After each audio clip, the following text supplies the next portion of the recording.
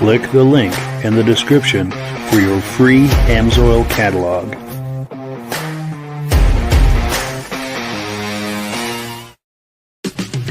It's time for a quick shout out to some of our friends. B&B Auto Sales, your muscle car connection in Brookings, South Dakota.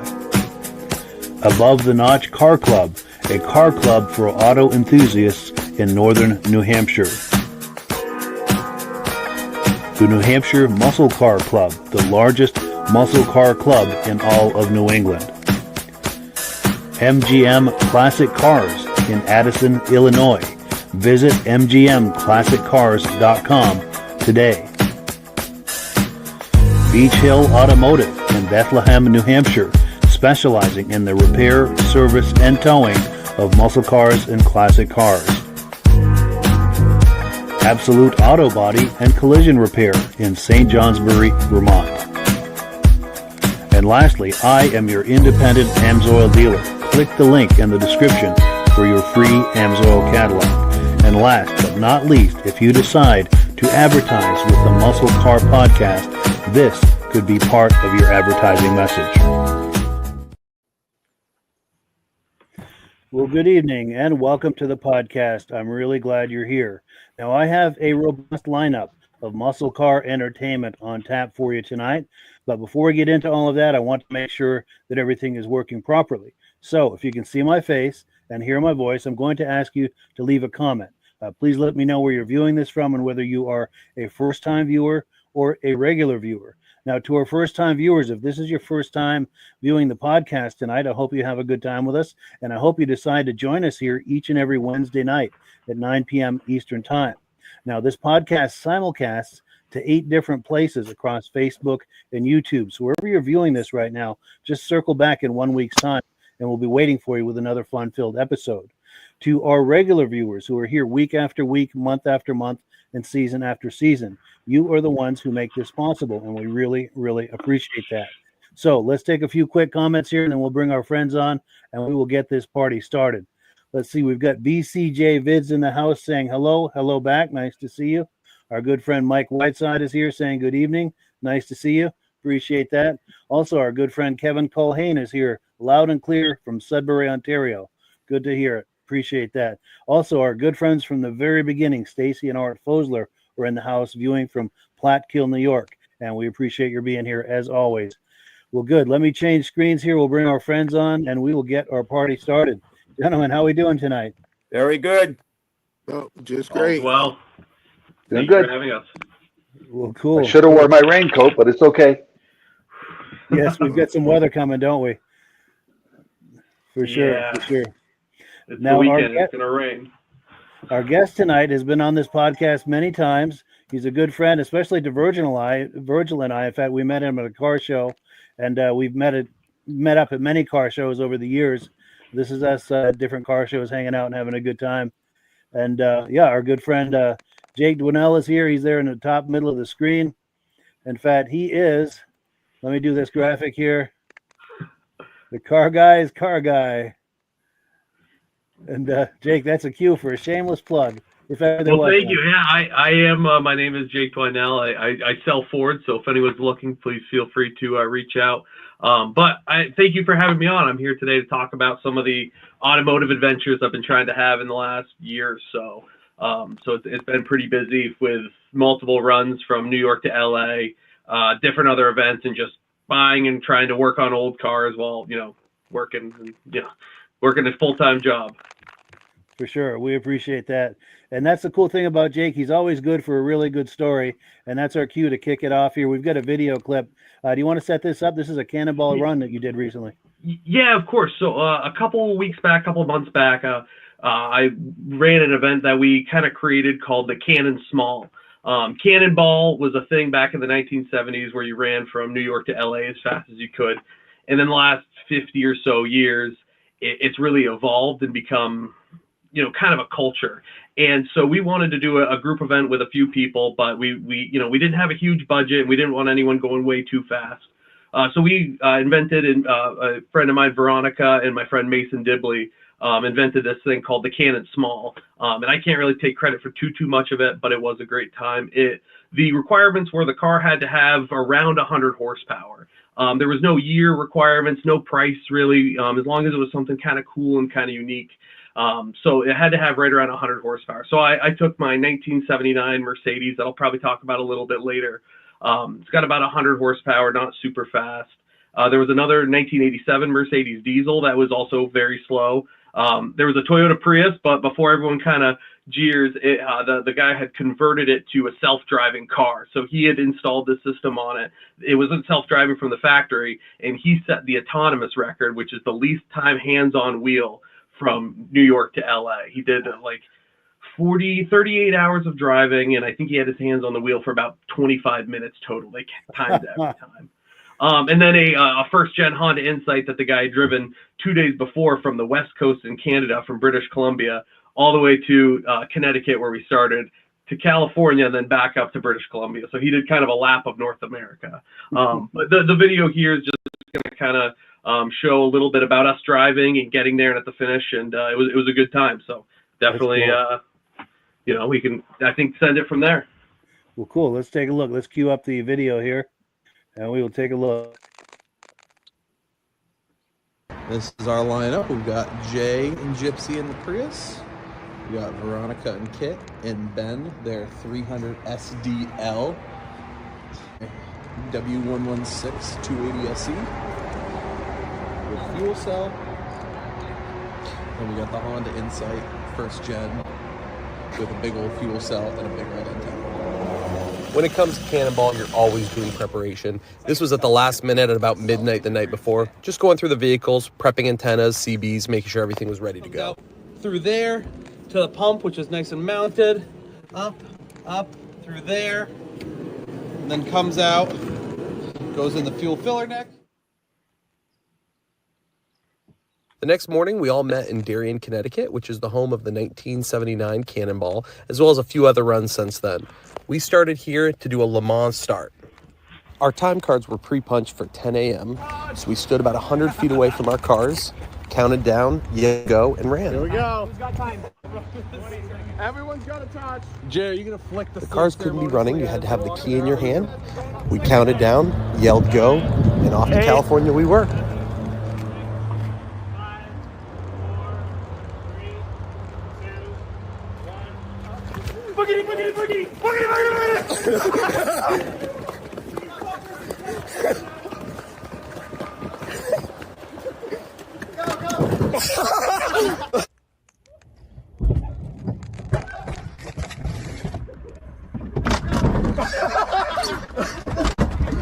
Oh God, I hope so. Go for it. System on. All right, everybody in? Go.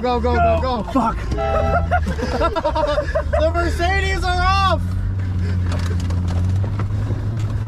I'm tired. Who wants to drive? Octagon Road confirmed 1.09. They won. This was the third Cannonball I've done, but the first one in a group setting.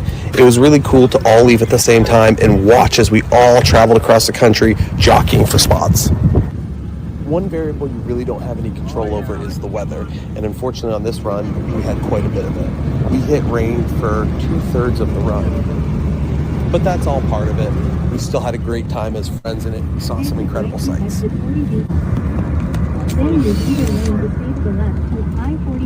is 4:30 a.m. That is what we're driving through right now. That is what we're driving through right now. We might as well be storm chasers for real. Beautiful. I don't know, 10, 15 minutes. Wonderful.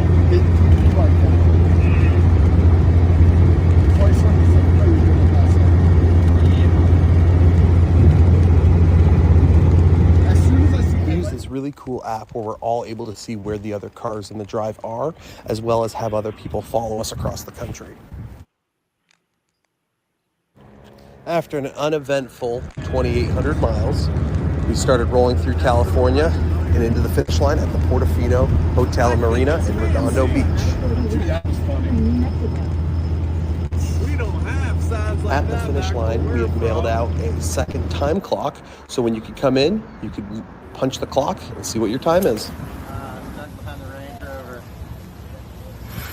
What's the kid? Yeah, right. This Range Rover is like, why are the people recording? Let's get it up right. Go. What's that? Nice. What is it? Well done. What is it? What's 192? Oh, we gotta figure it out. Ready? Fuck. Come on. Where is it? Right here. Come on. Go. Did we put it in? Just put it in. Other way. Top. Other side. We're filming. Don't worry. Where? Right there. Here? And then hit the top. Punch the top. Can we get it? Nope. There you go. All right, move your car. Might need to do it again. Racing classic cars across the country has become one of my favorite pastimes. At the end of the day, the place that you finished really doesn't matter. This is about friends coming together, driving as fast as we could across the country, but more importantly, doing it safely without any issues. And that's what Cannonball is really all about. That's some good times right there. I wish I could join you guys sometime. That looks absolutely amazing. It's a lot. I mean, it's 2 straight days of kind of being on edge and focusing on driving, but it's a great time. And I've met some really incredible people that all kind of love to do crazy stuff the same as me. So it was cool. And leaving all at once was fun because for the first 100 miles, we're all right there. So, and again, we're being respectful. We're not cutting people off. Just, one gets in front, the other gets in front, and then we all just kind of split off. Sure. Yeah, and I like the idea that you're doing with a bunch of friends too. That just adds a whole lot of fun to it, I would think. Yeah, and then and that's kind of to the point of like it doesn't matter who wins and who loses. We got there at 7:00, and we had a great time and went out to dinner, and we were all wired, so no one really could fall asleep anyway. And just kind of had a good party for 2 days, and then I returned home and did a run on the way back. So that's cool. Well, cool reactions to that, Michael. Yeah, I wish I could do something like that. I get to stay home all the time. I don't even get to do car shows anymore because all we're getting is rain. But yeah, I would love to do something like this. I never toured the country, and this would be a nice way to do it. But I don't have a car. I don't really have friends to get together with me to do this. But I would love to do it at some point. But I don't see it happening. But I would love to do it, though. Yeah. And how about you, Rob? Jake, how many hours was it? So we did it in allegedly 35 hours and 54 minutes, which was the same time that Brock Yates and Dan Gurney did it in 1971 on the first Cannonball. And they had a Ferrari, so No one got a speeding ticket? One car, the other Mercedes got a speeding ticket, 80 and a 70. But other than that, really no issues. And like I said, we drive fast, but everybody is focused on the road ahead, the weather. We saw a tornado touchdown in Oklahoma, which was crazy. Wow. Nice. Wow. That's crazy. And Virgil? Oh.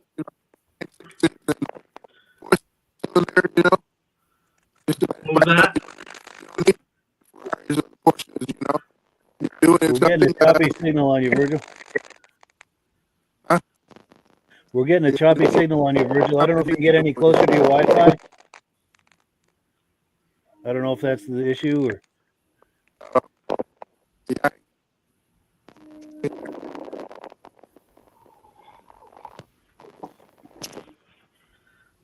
Oh, we lost him. I guess he's going to try to reset the Wi-Fi. Yeah, maybe he'll be back. We've got comments coming in too. We've got our good friend Ben from Vintage Mini Bike Lovers saying, "Good evening, all." Quick comment about that. Ben and Rob and I do a vintage mini bike podcast the second Sunday of every month. So wherever you're viewing this, circle back second Sunday of every month at 8 p.m. And if you like those mini bikes from the 60s and 70s, you do not want to miss that. Also, our good friend John Spranger Jr. from the very beginning is here saying good evening from Wisconsin. Great to see you, John. Appreciate you being here. And well, cool. Let's pull this down and let me get back to the menu here. Look at what we're doing. Our next on our list here is Amsoil. So if Rob is ready, We're going to put you full screen, Rob, and going to give you a chance to do Amsoil. I'm ready. Excellent. Number of times we talked about the Amsoil synthetic, first 100% synthetic oil ever on the market. But we talked about that a lot. And a lot of people on this show is really interested in our Z-Rod oil, a high zinc oil. One of the only ones in the market that has 14 parts per million of zinc. And that's what you need for the cams and rockers and lifters. I love this container. I call it the toothpaste container. Gear lube, automatic transmission fluid, ATV oil, all that comes in this squeeze top. Do you know how easy it is to fill up a rear end with that instead of using a pump bottle? But last week we had a great little video we showed about the other products Amsoil carries. This is the mud slinger that we use for ATVs, dirt bikes, and everything. Power foam, carburetor and engine cleaner. This really comes out like a foam, you know, the old stuff you used to clean the ovens with, not like a stream of Varsol like some of the other ones in the market. And a product I use a lot is a heavy duty MP. It's not metal protector, but I use it to uncoat my vehicles. My vehicle has 1,300,000 kilometers on it. I spray my frame and everything. We spray the snowplow with it. We spray the lawnmowers before we start cutting the grass with it. That way nothing sticks to it. But it's a lubricator and a penetrating. That's a lot of the other products we have available. But to mention something not on the good news, what happened last week, the guy that started the NSRA, North American Street Rod Association, passed away, Mr. Walker. He was the owner, president of National Street Rod Magazine. I know Mike's been to one of the NSRA shows before. Yes. Just like to say hello to this family and all that, and hope they're doing okay. Yes, let's send them some love, absolutely, at this difficult time for all of his family and friends. That is sad news, and we thank you for sharing that with us. And because of him, that's why there's so many car shows around. He was one of the first ones to start it. He also owned Walker Rods, so anybody that had a street rod with a Walker Rod, that's the man who invented it. Yeah. Yeah, definitely a pioneer in that space for sure. Yep. Cool deal. Cool deal. So, and for more information on Amsoil, you can click on the Mike's site. Yes, link in the description. And we thank you for using our link, because when you use our link, Rob and I both benefit. I'm a dealer under Rob in the interest of full disclosure. So if you like these podcasts, it's a wonderful way to support it, because selling Amsoil is how we pay the bills. And we thank you for doing that if you're considering it. And the people who have been doing it, we thank them as well. You guys are the ones paying the bills around here, and we appreciate that. Oh, and Virgil is back. All right. There we go. I was having like a bunch of static. Oh, wow. Yeah. We were having it too. We were having it from you also. Oh, I had to turn it on. I had to turn my phone all the way off. So I had to reboot. All right. Yes. Oh, I'm back. There is one other famous person that passed away too. The guy that played Norman Cheers passed away too. Yeah. I did see that. Sure. So let's see. The next item on the agenda here, since Memorial Day is just around the corner, we've got some images from our own Micheal Delage of military vehicles. So we're going to take a look at that. Let me cue that up here, and we'll react to it on the other side. And yes, here it is. Let's take a look.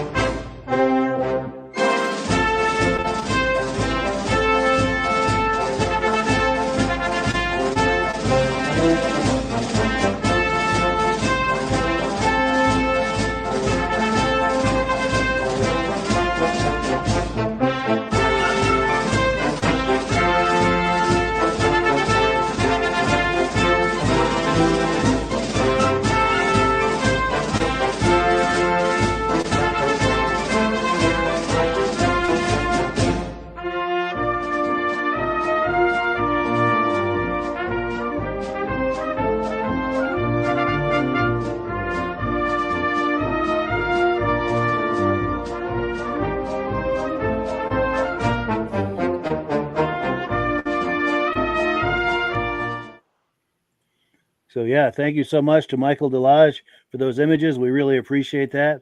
And Michael, you want to give us a quick backstory as how you came upon those images? Oh, I'd gone to different car shows, and then I found that it had some military shows going on. You had to pay admission to go in, and that's how I got, the military tank and the image that you're seeing right now with the little tractor. And notice on this tractor, if anybody don't notice, look in the front of the machine. You actually have one of these things in the front. Hand crank. Wow. An old wrist breaker. Yeah, I bet.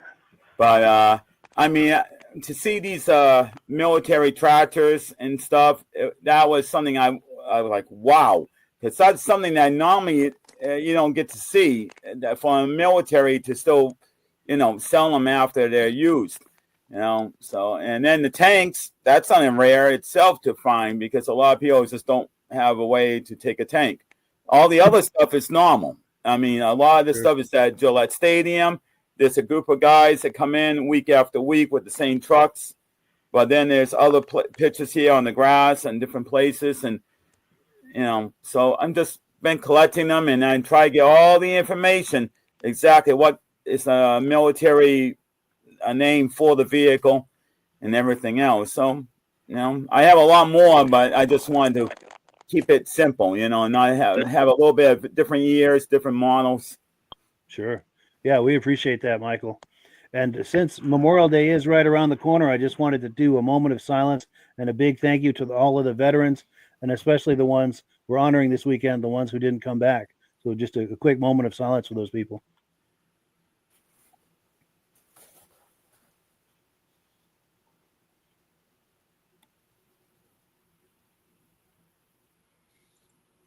So yeah, thank you so much to our veterans. Thank you for your service, guys. Absolutely. Big salute to those guys. Absolutely. Well, cool. Let's get back to the menu here. Let's see where we are. We're going to continue the conversation with Jake Dwinell. And in case you've missed Jake Dwinell over the years when he's come on the podcast, we've got a lot of those video clips lined up. Very entertaining. He always brings quality content here. So let's take a look. Here's a video clip from when Virgin and I first met Jake. I think this is 2022 at the Waterbury, Vermont car show. And we ran into Jake, and we all instantly hit it off, and the rest, as they say, is history. So let's see where it all began for the three of us.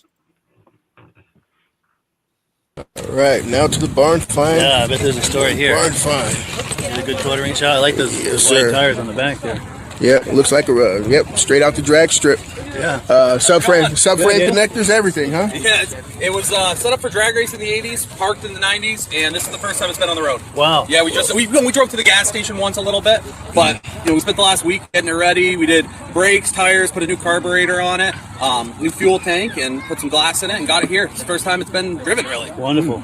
Yeah, I heard you saying earlier it's a barn find. Just pulled it out of a barn. Pulled it out of a barn. Storage unit, but yeah, sure. Storage unit barn combo. Same thing. It's awesome, man. Yeah, like I said, it sat for so long, and we had to do. I mean, it's a Pontiac Firebird 400 4-speed. We had to do it justice by at least getting it on the road. Yeah, so, for sure. It's been a fun car. That is cool. And we'll see how far we actually take it with it. But for now, at least it's a driver. So yeah. If anything, that's it. What do you have in mind for a project? Any thoughts yet, or still thinking about it? We'd probably keep it the way it is, just do the body work on it. We're going to do rear quarters, fix the A-frame. A tree fell on it, and I think that's why it was originally parked. The windshield was just obliterated. So we'll fix all the body work, maybe get the motor running right a little bit better. It still struggles a little bit. Just put a spool in the back and just have a burnout machine. Yeah, that'd be perfect for that. Yeah, we don't know how far we'll actually get the whole restoration to it, but like I said, in the meantime, we're just going to be driving it. Sweet. Yeah.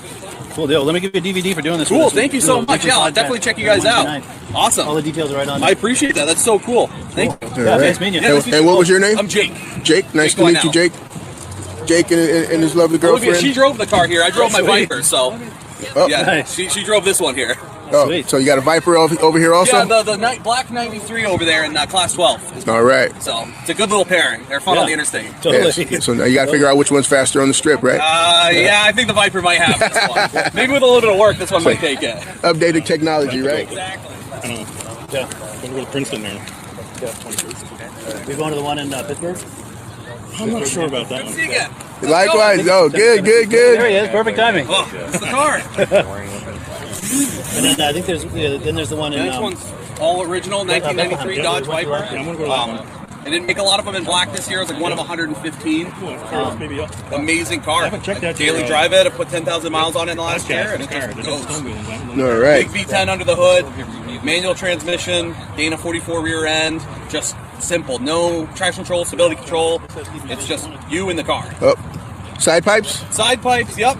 No factory top for it, no factory windows, no door handles on the outside. It's just stripped. There's nothing to this car except a big engine V10 and a 6-speed Tremec. So, wow. Yeah, it's amazing. It's the best car I've ever driven. Oh, like you say, all stock and none of those traction control and all of that stuff. So nothing on it. It's got a radio. That's the only thing that's been done to it. So you got to be a driver. You got to be a driver. Yeah, when I bought this car, the first time I ever got in a Viper was 20 hours home from Illinois. Just pointed it, car didn't cool down until I got home. And by then I knew it perfectly. So it's a very comfortable car. All right. So not a rain car. I've driven a lot of rain in it, and if you know what you're doing, but it can be very scary. It's got 14-inch wide tires on the back, so it can hydroplane pretty easy. Yes. But if you know what you're doing, it's not that hard to drive. Comes with 14 on the back? Yeah, 335 foot factory. Yeah. What year is it? 93. Is that the first year? Second year. Second year. Yeah, they didn't make a lot the first year. They only made 1,100 the second year. My friend's father bought it in the first year. He had to wait for it to come in. Yeah, that sounds about right. Paid 80 or 90 for it. Yeah, by the time he got it, it was worth 100. Yeah, you know, they've, and I didn't buy it to make money, but I also bought it knowing that when I do go to sell it, I'm not going to get too burned. Yeah. It's not going to depreciate like a lot of other stuff. So. And you do use it a little bit? Oh yeah, I bought it last year, drove 1,000 miles home, put 8,000 miles on it in the meantime, drove to Philadelphia this spring. It's a driver's car. Good. So do you want to get close for an interior shot? Yes, sir. Cool. I'm happy to pop the hood if you guys want to see Yeah, it. that'd be great. Sweet interior, huh? Car, yes. All stock. No, he's just there taking some videos of it. But one of those things, everything's for sale for the right price, you know? I paid 40 for it. That was a year ago. They've gone up a little bit. Realistically, for me to get rid of it, I'd have to get 50, just because I love it so much.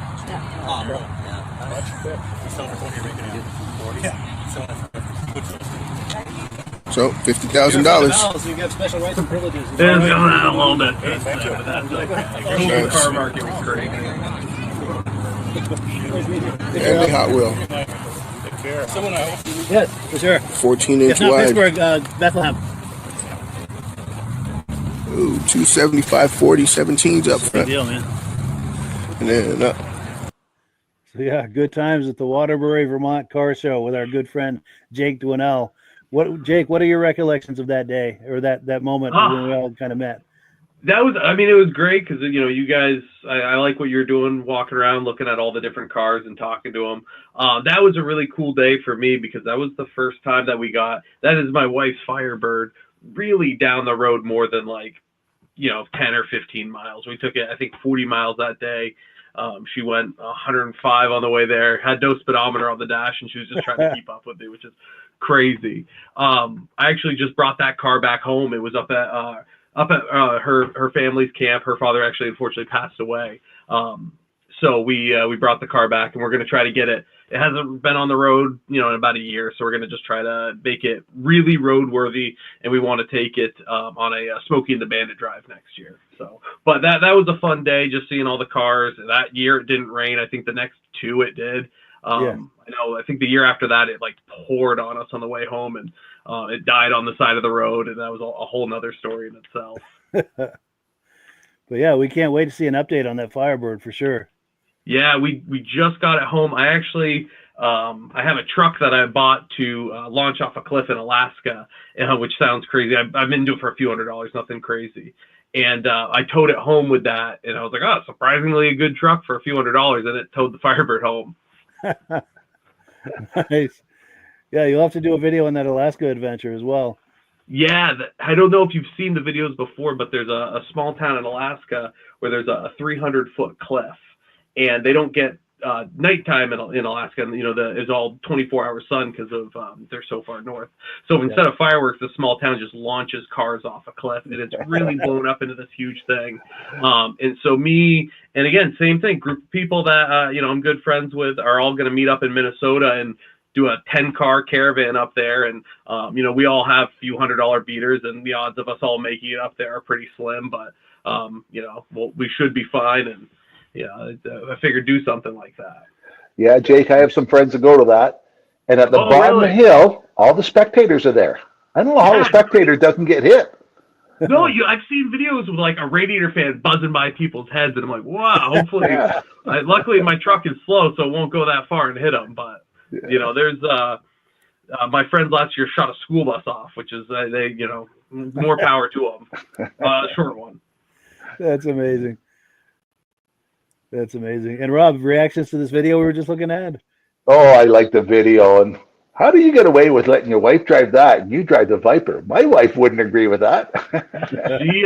That's her car. She loves that car. So that's the Viper's mine. That's hers, and we're gonna we have plans for that car so it's actually streetable, because right now it's just such a project that to drive it's an ordeal. So plan is for her, I want her to be able to drive it to and from work and around town. So the 400's coming out. We're going to rebuild that eventually. It'll go on a pallet in my barn for a little bit. And I'm looking for a 5360 Vortec LS to just put in it with a 5 or a 6-speed, give it some good highway gears, but very reliable, fuel injected, turn the key and go power.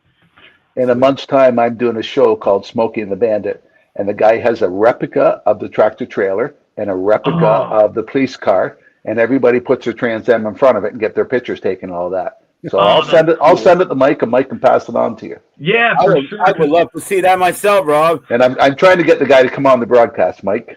But. Yes, yeah, we got to do that. Cool.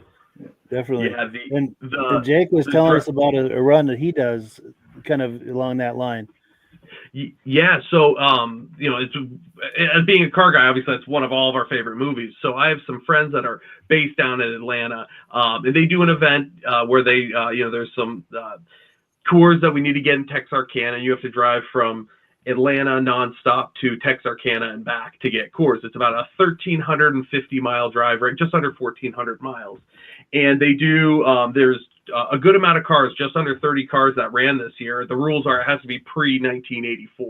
So there was a couple Trans Am replicas. There was everything from a C4 Corvette, my 1979 Mercedes. There was a DeLorean that ran. I've got some good footage. I'm going to try to make a video of this. And we all ran, and I came in 9th out of 29 cars.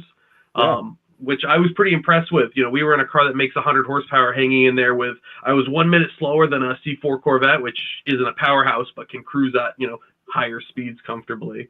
But it was just a great, we all get together, and at the end, we have a big parking lot party. As the cars roll in, you're cracking the Coors that you just got. We were the only people that put ours on ice. Everybody else was drinking warm beer. But it's just all of us get together, and every time we can, drive cars, everyone does it safely. That's the most important thing. It's a good time. That's a blast for sure. And Virgil, reactions to everything? Oh, I think he's.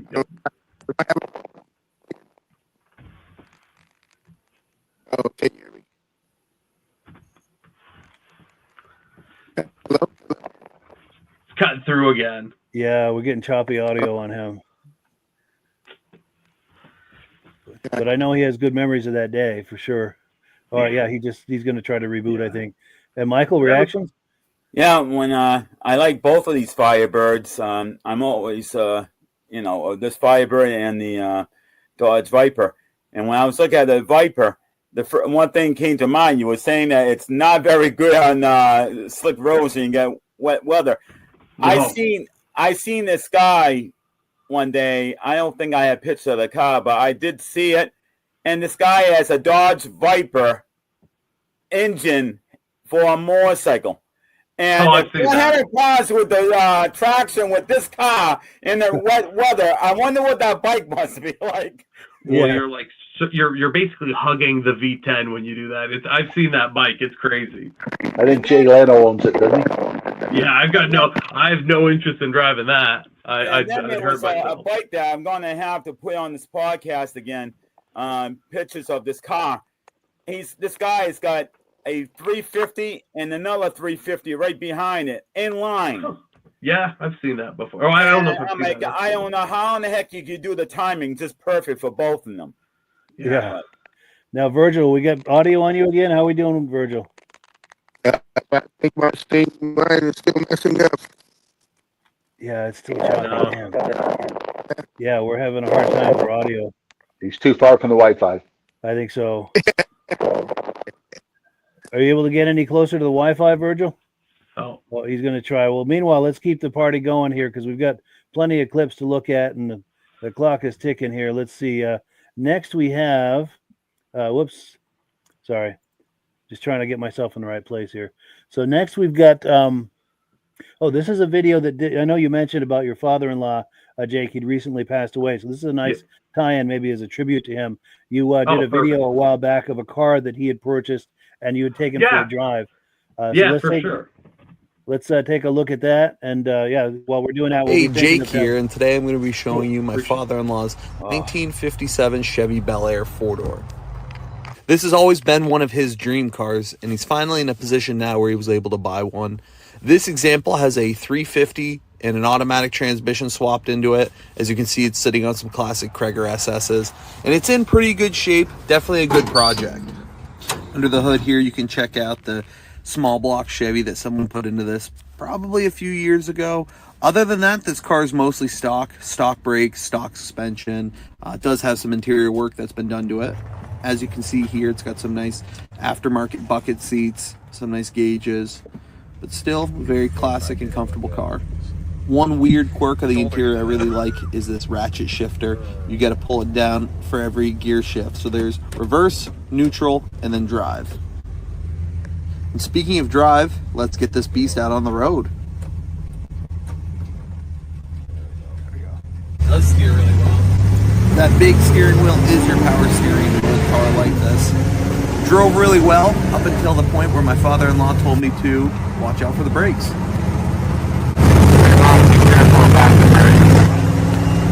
What's that? Careful about the brakes, but Is it? Whoa! Whoa! I haven't tried them yet. This thing's all. I hit the brakes and it shot into the. And while it could use some brake work, that's all part of the project, and that's something we're going to be doing down the line in this car. Brakes are a little sketchy.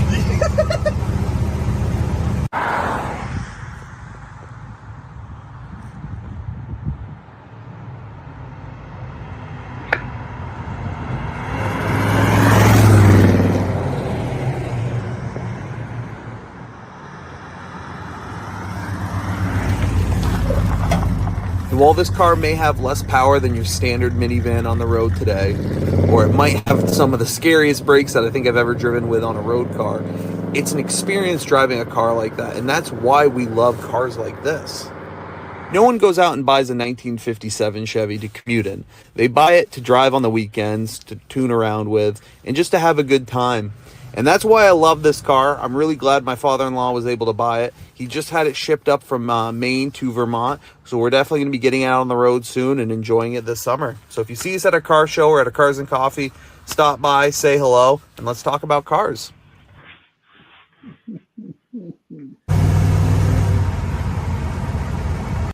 Yeah, it's a nice way to remember him. And Virgil and I met you and your wife and him, I think, at the 2023 Waterbury show. He was a really good guy. I appreciate that, and that's what he loved to do, was classic cars. And so, a little update on this car. So he went through and did the brakes, and that was about it. And we just had it as a driver. I think we probably put 300 or 400 miles on it, and then we tucked it in my barn. And I actually just recently sold the vehicle. He passed it on to my sister-in-law. My wife got the Firebird. And so, we sold it to a nice woman who was very excited to drive it. She said her kids were really excited to, cruise around in a classic car with her. So the car is still being loved. It's by people. It's in good hands. But I couldn't believe it. I'll say this. We took that car. It had been sitting in my barn for about a year and a half. And it's not climate controlled. It's as barn as you can get. And a little bit of starting fluid. The battery was completely charged. It had no problem cranking. And it drove itself out of the barn. I could not believe it. Huh. Need a little bit of transmission fluid. We probably did a 5-mile lap in it. It was kind of a send-off. But there's something to be said about old, simple cars that can sit for a year and a half with old gas, old battery, and just fire right up with a little bit of starting fluid. For sure. That's amazing. Yeah, and a wonderful way to remember him, too. That is cool. Of course. And Michael, reactions to that? Yeah, I mean, I have a fondness on the 57 Bel Air. because my great grandmother owned one. And then there was a fire next to the house. It was a big above gas tanks, high winds, and it took the house, the roof, and it literally toasted the two cars that were in the driveway. But then she ended up getting another Bel Air. I think it was maybe a 58 or 59, and she hated it because I call it the Bel Air that got squashed, because the roof got squashed down and it got spread out, so it got longer, but you didn't have the headroom like you would have on this. And I always liked the 57 because I like that V shape in the back and all the stuff in it. The only thing I hated about this car, though, is that the 55, 56 had the V, in the interior for the clock on one side and the readout on the other. And then why in 57 do they go with round gauges? I just don't understand why Chevy did that. You finally got the V outside the car. Why not just leave the V inside for one more year? Yeah. One more year. Crazy. And Rob? Oh, what a great design car. I don't know why they don't have chrome on cars nowadays. Oh. Was that shifter, Jake, factory? No. So that is from the factory. This was a 3 on the tree car, and someone put, I believe, like a turbo 350 or something of that nature, like just a 3-speed automatic in it. But it was that's like a drag racing style shifter, and it's funny. You had to like click it really into gear. Which is there was a few times I was I commuted it. I drove this car to work a few times, which is like a 30-mile drive. And there was a few times like in the intersection pulling into work, I had to do like a turn and the shifter just like disconnected. I had to like jam a screwdriver in there. And luckily I got it going. I like the amount of times you got to turn the steering wheel to go around the corner. Oh yeah, and you're Armstrong steering. It's a big wheel. Yeah, for sure. Yeah. And then Ski Hive is watching us tonight, saying everybody wants the 2-door, but that 4-door is cool, especially with those Kragers. Absolutely. I've had a fondness for 4-doors because you can fit all your buddies in the back. Everyone can pile in. So Absolutely. That's cool. Well, let's see what else we've got here. We've got, okay, so Jake did another Cannonball Run a few years ago. We're going to play that clip right now and see another Cannonball experience. So let's roll that here and we'll react on the other side. Oh, cool. Our Cannonball Run. I started with this 2005 Mercury Grand Marquis, which was little old lady owned, covered in chrome, fiberglass top, and had a beautiful white leather interior. I wanted to go more for the cop car look like a P71, so I took the Landau top off, only to find a bunch of rust underneath. Luckily, I had my father-in-law, Tony, who helped me do all the body work and paint it, even though he really did most of the work, and it came out awesome for even painting in barn conditions. I chose this car because it has a V8, rear-wheel drive, really comfortable interior, and with a little bit of disguising, we could make it look like a detective car or a police interceptor. Our plans were to be discreet and stay under the radar, something we would need if we were going to be traveling at a high rate of speed for a long distance without any interruption. Along with blacking out all the chrome, I got some cop car Steelies, put some fresh tires on them, gave them a coat of glossy black paint, and added the chrome center cap for that perfect look I was going for. Our plan was to have about 200 pounds of fuel in the trunk, so we were going to need some heavy springs. Unfortunately, the perches were rotten off the rear end, so I had to have that pulled out. While I was in there, I did all new control arms, new bushings, and make sure I was safe for the 3,000-mile trip we were going to have. I went over this car with a fine-tooth comb to make sure it was fully ready. I added a new set of brakes from Rock Auto, which, after our long drive, were pretty much worn out. I had a lot of extra wiring, like these LED fog lights, so I made a custom center console, which housed all of my switches, all of my controls, and an auxiliary fuse box fed right off the battery. Countermeasures like radar detectors, GPSs, police scanners, brake light kill switches, and more are really nice things to have, especially on long-distance drives. The final product really did look like a cop car. I made my custom honeycomb grille and blacked out the tail panel to replicate more of the P71 Interceptor look. One thing that was really important was fuel. We had a 30-gallon cell in the trunk, which was pump-fed into the fuel filler neck, which led directly into the main tank. This gave us a range of about 700 miles between fuel stops. On a Cannonball, stop time is time that you'll never make up, so it's important to limit that as much as possible, and this was a good solution for that. What little space we had left in the trunk, we hopped in the car and headed to the starting point, the Red Ball Garage in New York City. At 9:45 at night, we pulled up to the Red Ball Garage. Very same place that the original 1971 Cannonball Run started. We sat there programming all of our GPS screens and timing devices as we sent our last messages to people who were watching us in GPS tracking, most of whom have done runs themselves and were giving us really helpful advice. As the clock struck 10, I hit the gas and started to make our way out of Manhattan.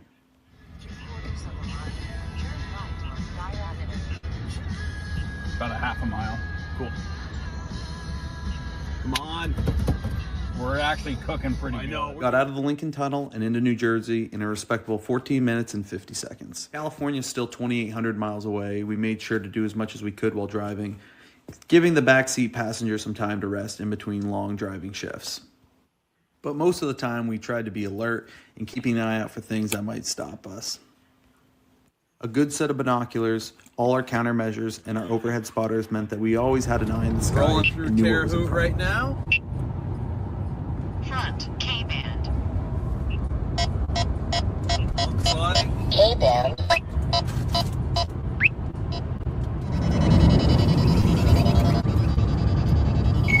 We even got some footage courtesy of a few toll cameras. As our main tank started to drain, we would pump fuel from the auxiliary tank into the fuel filler neck. Doing this, we were able to get away with only 4 fuel stops across the country. We had a really good system, and we were able to fill 50 gallons of gas in about 4 minutes average. On a drive like this, there's really no time to stop and experience things firsthand. So it's almost like the whole drive is compressed, and you're watching a time lapse of the whole country. States go by, landmarks pass. The sun rises and sets around you. We drove straight across the panhandle of Texas and saw Cadillac Ranch, this really cool art installation in the desert of Amarillo. We are coming up on the last leg of our trip. We're rolling just past Santa Rosa, New Mexico. Mike is driving, he's killing it. We got about 906 more miles to go. We're on track to hopefully break Dan Gurney's time. We'll see. We'll see. Well, the current record stands at 25 hours and 39 minutes. Our goal was to break the legendary Dan Gurney and Brock Yates' 1971 time of 35 hours and 54 minutes, which at the time was a record.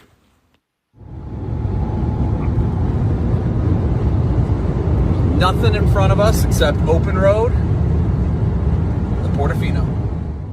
As the sun started to set, we made our final push west towards California, finally making our way to the Portofino Hotel and Marina in Redondo Beach, California. We pulled in at 5:41 a.m., punched our clock, and stumbled out of the car. I had to take the obligatory photo at the Portofino gatehouse. 3 of us had managed to drive 2,800 miles, cause no issues, and have no interactions with any law enforcement.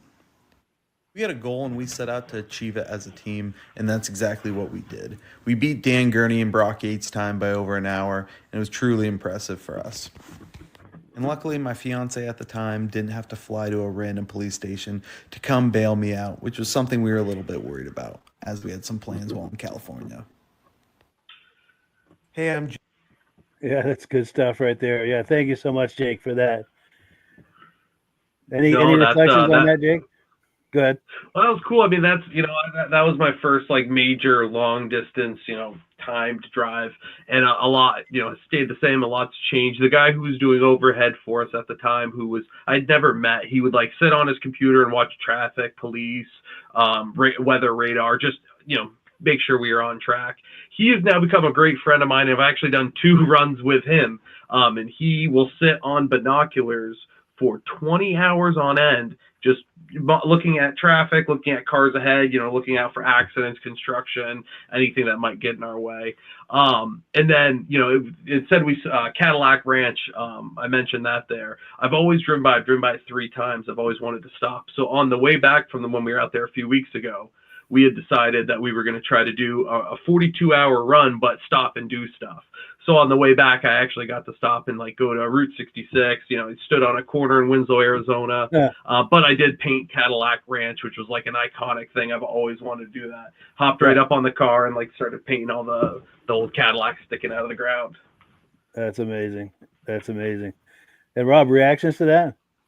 So after driving 34 hours, yeah, who drove the car home? So this time I shipped the car home, and I made the mistake. Normally you price stuff out before you do it, but I left it in California and was like, I'll ship it. And I get back and start getting quotes, and like more than I expected to ship it. It was, I thought it was going to be like $800. It was like twice that.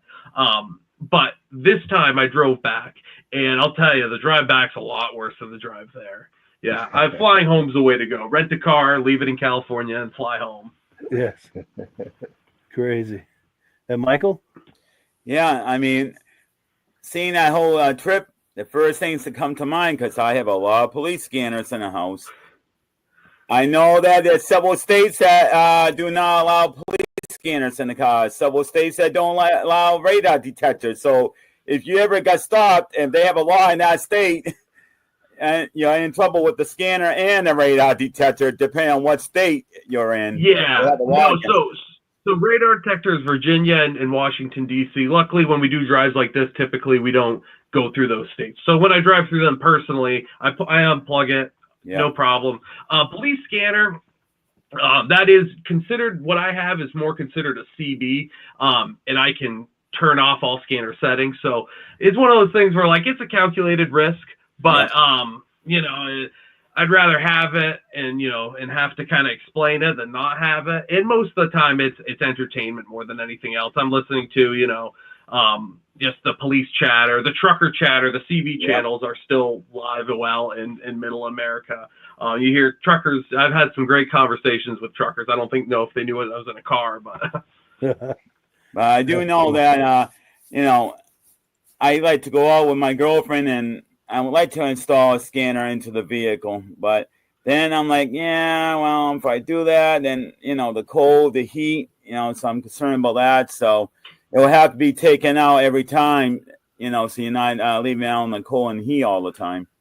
Yeah, I've been lucky with mine. I've had mine through the winters for 4 years now, and I've just that scanner I've had installed in 6 different cars. But you're not wrong. You know, it probably takes a little bit of the life off of it, but you hear some cool stuff. And a radar detector is well needed if you drive quick. I have one scanner that was in a storage unit, and it was not self-climate control. So it got cold and warm. Well, when I took it out, finally, the sucker didn't work. Yeah, this one's digital, a little bit newer. I said, what the heck? I'm like, my God. So now I have it written down on my list of a scanner I want to replace in the future. Yeah, there's some good options out there. Yeah.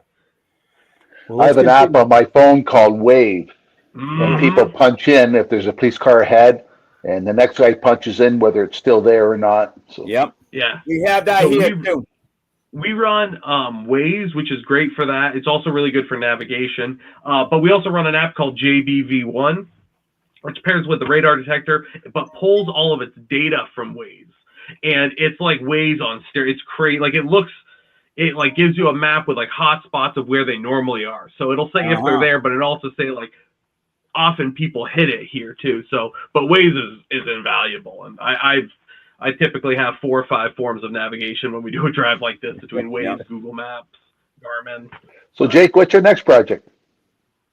So we're going to Alaska. I bought a 2009 F-150. So that is it's a running and driving truck. The body is completely rotten on it, but the frame is solid. The brakes are good. So I'm just going through that. But you won't be driving that home. No, that car is going to go there. We're going to be painting it to look like a cow. So I'm going to, scuff the whole thing and just rattle can it white and then do big cow prints on it. And then the big project for the summer is going to be the Firebird. Just going through that. Like I said, I want to pull the motor out and put an LS in it. Just make it drive, comfortable, drivable, do better suspension, better seat belts. Because I'd like that car to be able to cruise comfortably. And then my wife is actually doing, without me, she's going with some of her friends on a similar drive from New York to San Francisco, which will be timed. So that's her first one. She's very excited for that. That's cool. But yeah, just trips coming up. I'm doing an event in the fall where it's like a scavenger hunt around Alabama, and you go to a bunch of different spots. So that'll be cool. I just like seeing the country. My goal is all 50 states in the next few years, and I'm high 30s right now. So I just got to pick off a few select ones. But That's Alaska amazing. will be cool. Yeah, and be sure and keep us posted on all of that, and try to get video if you're able to. Yeah, no, and I'm going with a bunch of people, so it's easier when you go with more people. You can kind of crowdsource, and everybody get all people's videos from here, and here, and then you can kind of edit them together. But it's a 4,000-mile drive, so we got to get there before we even can launch it off a cliff. So I'm sure there'll be some trials and tribulations.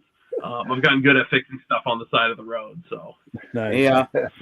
I was just thinking maybe you guys should go train chasing. Have somebody with a camcorder and chase a train, and you can follow the train wherever it's going, especially out in the Midwest, because there's a lot of area that's just flat, no trees. Yeah.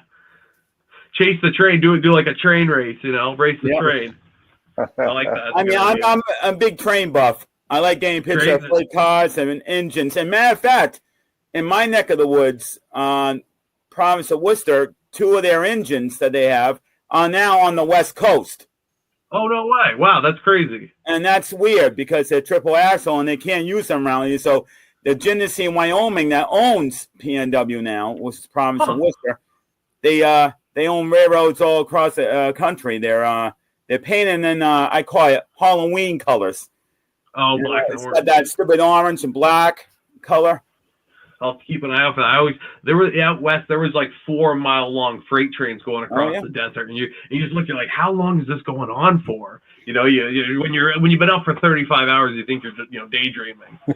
Well, I forgot where it is, but there is an area where you can see the train, and it actually makes like a S curve, and the engine is there, but then you don't really realize it goes around and around and around, and then you see the S at the end, and you're like, holy shit, that's the same train. Yeah, it's crazy. So wow. There's some cool people are totally amazed when they go out there in the Midwest to see that. Yeah, Jake, which route you taking to go to Alaska? Oh, so we're meeting up with everyone in Minnesota. So we're going to go drive from here down through like Ohio, Indiana. And then we're going to cross over in North Dakota. I think go through like Saskatoon, through, I think, up into the Yukon. I forget the name of the towns.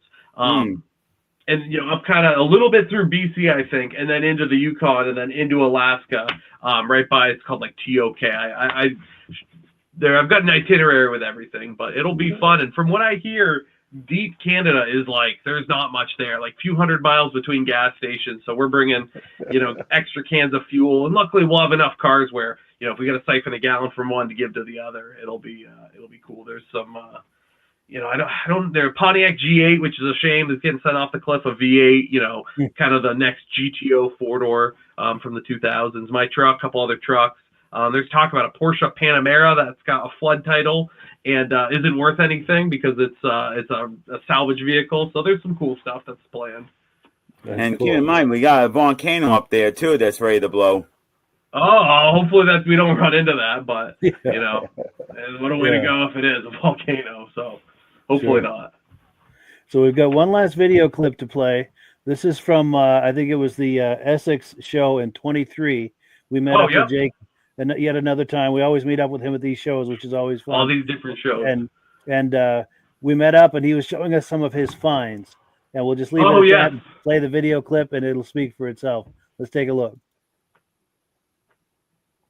It's just taking a moment to load. Here we are at the Street Rod Nationals in Essex, Vermont. I'm walking around swap meets here with my Cannonball shirt, which if you don't know, Cannonball was started in the 1970s by Brock Yates of Car and Driver, and it was driving as fast as you can from New York to LA. And since then, there's been a little bit of a cult following behind it. People have really started to kind of get used to it. And I actually did one back in April myself we did a video on it of the podcast, but basically you start at the Red Ball Garage in New York City and you drive as fast as you can to LA.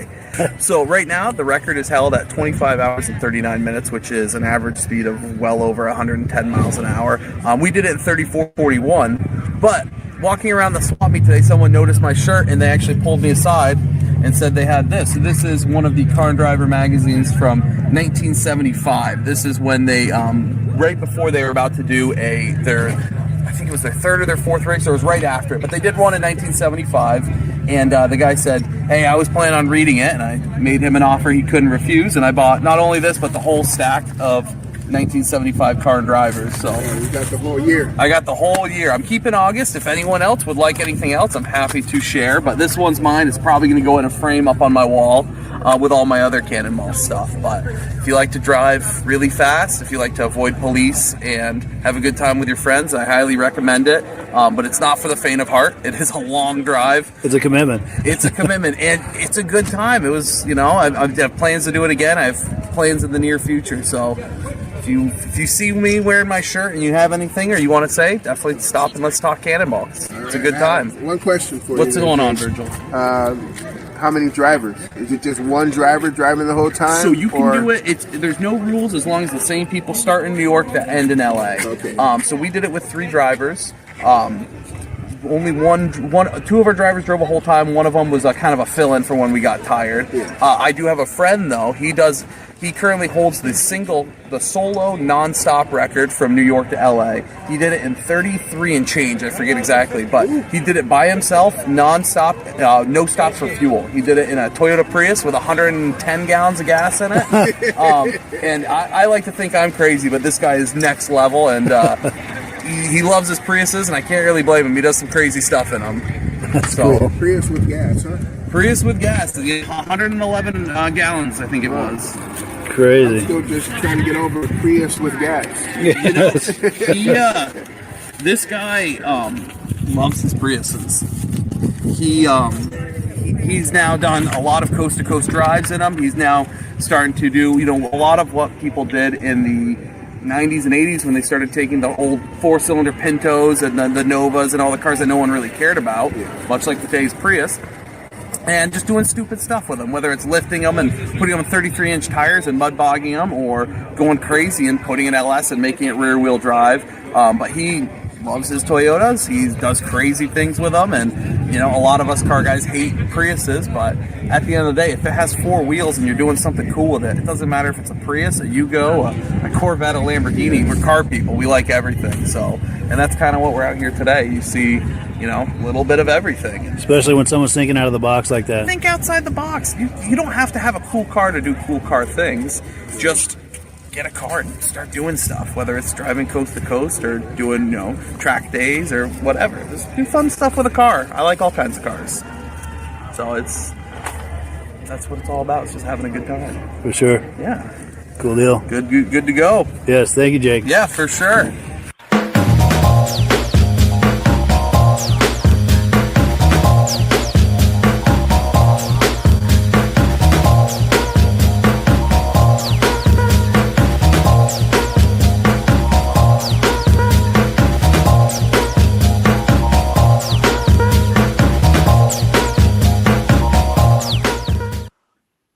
So who can resist Jake Dwinell, the car guy with that kind of music under it? I appreciate that. Yeah, no, that was cool. I think I ran into you that day, just happenstance. We weren't planning on meeting up or anything. It was just like, hey, yes. There you are. Yes. Which was, I feel like it's happened a couple times, so that's pretty interesting. Definitely. I think here's a still shot from that same same day. Yeah, exactly. Always a good time. Always a good time. Yeah, it's cool. We had some good times. A lot more to come too. Oh yes, for sure. Looking forward to seeing you this summer. And since we've got that graphic on the screen, do you want to do another shameless plug? Yeah, if you or anyone you know is looking for a new vehicle, we try to be really transparent, and I love cars. So if you're looking for something specific or you want someone that's going to be really passionate about finding something that you love, just give me a call. That's my big thing, is I like to be, a car guy for people that like cars. My number is on the screen. My email is there. But yeah, I'm always happy to help, even if you just have general questions. Cool deal. Cool deal. Yeah, thank you so much, Jake, for coming on again. It's always good to have you on. Yeah, absolutely. I got some more stuff coming this year, and like I said, I'll make videos of all the trips we do and any project updates, which hopefully there'll be a lot of. Excellent. Yeah, we look forward to that. And Michael, closing thoughts? Yeah, I mean, I'm a little jealous. I wish I could do what you're doing. Money is not there for me, and I never owned a vehicle, can't afford one. So, I just wish. But I do love seeing the videos, though, because, you get to see a few things. But I know you guys don't get to stop, but, you get a little bit of stuff along the way. No, I appreciate that. I'm very fortunate to be in the position I'm in. And with my father-in-law passing, I figured life's short. You never know what's going to happen tomorrow. So try to do what you can today. That's exactly my motto, because that's how I'm thinking at this point in my life. I'm like, I don't care what people think or whatever anymore. You just go out and do what you want to do, because you never know. You could be here today, you could be gone tomorrow. You just might enjoy every single day you got. Of course. Cool. And Rob, closing thoughts? Jake, I like your attitude. I got an event I'm going to attend this year, and the cars aren't roadworthy, but everybody's got an artwork on their car. Oh, So they got to be able to drive down Main Street to get judged. And people do crazy things to the car and make it look like artwork. Take the pictures. And Jake, you said a quick thing about a vehicle that was kind of rotted out with the fenders and stuff that you're going to be driving. Yeah. I have a friend that lives right here in the town, the Cannonball I live in, and he's got just a little bit of rot above the back fender on his pickup. It won't pass inspection. I'll tell you my quick hack for that, because I just went through this. If you go on Amazon and you buy a $100 fender flare kit that is going to perfectly cover and encapsulate all that rust, you no longer have holes in your bodywork, and it will pass inspection. I just did that with mine, and it looks like I'm like, wow, I shouldn't even launch this off a cliff, but I know what's under there. I just don't understand that. They make the back of the front of the truck doesn't rot out. The back fenders is like, what the heck? Why can't you not protection? But it's just you every keep little it nook and for 10 cranny. years and get rid of it.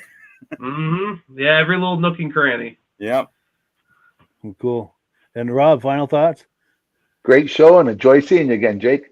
I'd love to see you too. Hopefully I'll be on more. I'll make some more stuff. Definitely. Yeah. Keep us posted on both your adventures and your misadventures.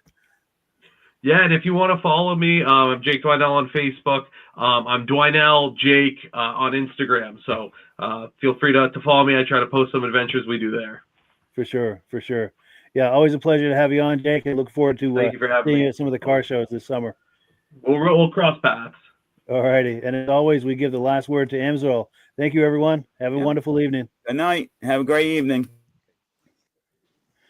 Hello, everyone. This is Rob and Mike. How you doing today, Rob? I'm doing good. Mike, yourself? Very well. Thank you so much for coming on. I appreciate it. Now, today, we're going to be talking about Amsoil. And in a few moments, we're going to show you how you can get the deepest discounts, free shipping, and free gifts when you order your Amsoil products through us.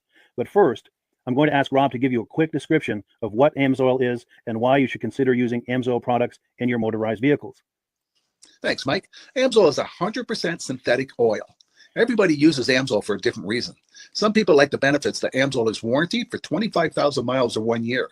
The reason we can do that is because Amsoil doesn't oxidize. It doesn't form the usual carbons, gums, sludges like petroleum oils do. That's why we can keep it in the engines longer.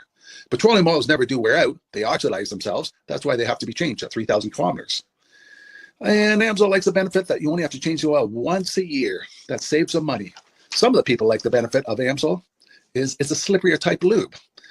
By having a slipperier type lube, it cuts down friction drag. By less friction and drag, engines run 20 to 50 degrees cooler, better gas mileage. Now, Amsoil says 25% more protection than the industry requires is in the Amsoil bottles. My average customer gets about 10% increase in gas mileage. That's a big savings. Yeah. And by cutting down friction and drag, for every 10 degrees you cut down the friction and drag, doubles the life of the engine. So by having the engine run cooler, it makes it last longer. Some people like the benefit of the range of the Amsoil. Amsoil's flash point is 425 degrees, and it pours at 50 below zero.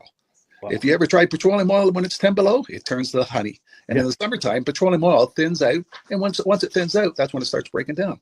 So Amsoil's an all-season oil, can give you better gas mileage, longer engine life, less maintenance. It ends up being cheaper over a year's time running Amsoil than it is petroleum oils. That's amazing. That's amazing. And Amsoil is available for pretty much any motorized vehicle, anything from lawn equipment, cars, trucks, boats, ATVs, motorcycles, snowmobiles. Yep. And a lot of people phone me up and say, well, what's the benefit of our gear lube?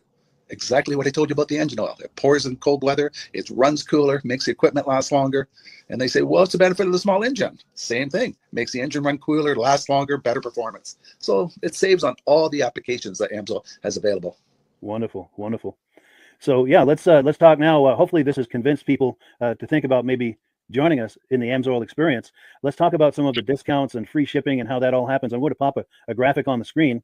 And yeah, by all means, if you want to talk talk people through how this preferred customer program works. Amsoil has a number of different programs. One of our main ones is a catalog customer, where somebody can order directly out of our catalog. If they order out of the catalog, they order $100 worth, Amsoil will ship it right to their house. But our best program is our preferred customer.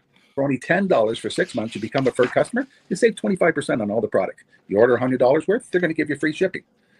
You don't have to order a whole case. You can mix and match. Say you want 4 bottles of small engine, 7 bottles of 5W30, and a couple of gear loops. You can mix and match. You can order 1 bottle at a time if you want. There's no minimums, no maximums.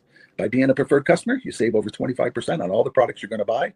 Amsoil sends you extra gifts, a $5 gift certificate on your birthday, $5 when you renew your account, and stuff like that. So it's a good way to save on some of the products you want to buy. For sure. Yeah, it's an incredible value. And this is the deepest level of discount that anyone can get when ordering Amsoil. Is that correct? It is. Wonderful.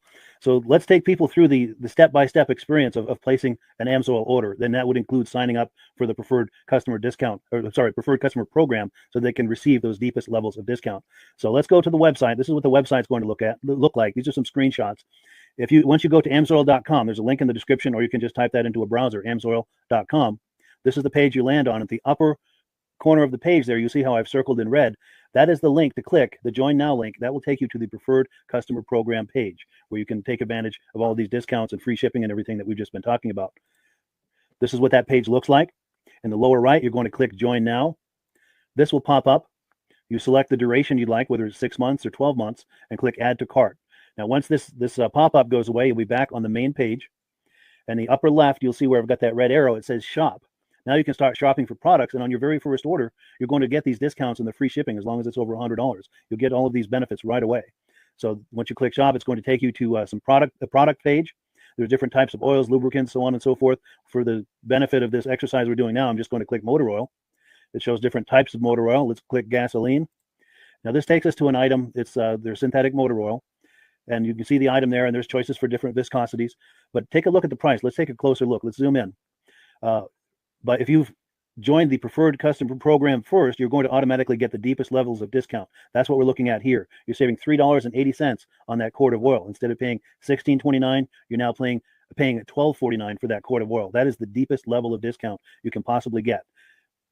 And then you just add the quantity that you'd like. You select any other items that you're thinking about, add them to the cart. And once you click Add to Cart for the final time, you're going to see this come up at the top of the screen. It's going to show your items and your the total that you're at so far. Pardon me. And then you just click View Cart in the upper right, and that'll take you to your cart. Take a close look here at the upper right. That blue box shows that you're getting free shipping. You're eligible for free shipping on this order because it's over $100. That little yellow box shows that you've got the preferred customer membership on your order. That gives you the deepest levels of discounts for the next 6 to 12 months. And then below that, you've got the items that have been selected. For the exercise here, I selected 9 quarts of the signature series, but that brings us up over $100 for the free shipping. We're saving $34.20. And if you're ready to finish, you click Checkout Now, and that takes you to this screen here. If you haven't signed up with an Amsoil account at this point, just click in the lower right to create an account, create a new account.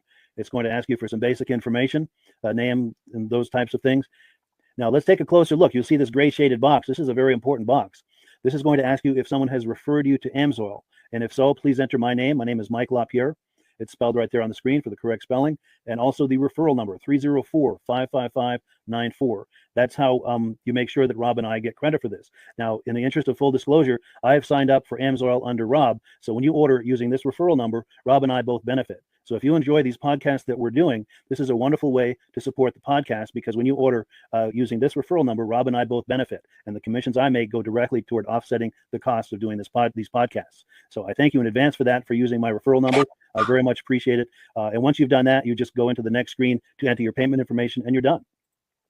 Now, once you've placed your order that's over $100, and that order includes your Amsoil preferred customer program, you are now eligible to get a free DVD from myself.